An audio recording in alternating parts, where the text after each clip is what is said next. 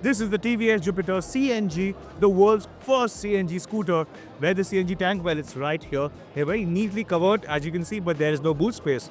But this is where you fill the CNG, this is the filler nozzle, and this is the pressure gauge over here. Now, you can probably just slide in the toolkit over here, but there's no storage space, so to say. Now, this is a 1.4 kilogram CNG tank, and TVS says that it offers about a range of 84 kilometers per kg of CNG. But it is a bi-fuel scooter, so you have a conventional petrol tank that's placed here in the floorboard area, and the pillar cap is placed over here, as you would find in the Jupiter 125. Now, as you can see, the scooter is based on the Jupiter 125 ICE scooter. So you have a little cubby storage over here. As I mentioned, the fuel pillar cap is over here. The instrument cluster is all the same.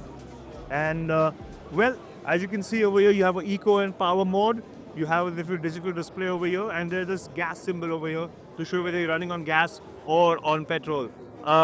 This color again is specific to this model. It's a rose gold model color, and it looks very, very nice. Again, if you come to the front end, again, it looks the same as the regular Jupiter 125, but you have a CNG badge, as you can see.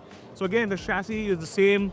You have the same telescopic front fork. You have a preload adjustable monoshock at the rear, 12-inch wheels at the front and the rear, a disc brake at the front and a drum at the rear.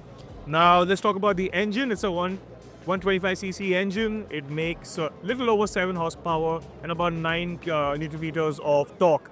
And TVS claimed that the scooter can hit a top speed of 80 kilometers an hour. That's fast enough going by in road conditions, so it's a pretty decently fast scooter.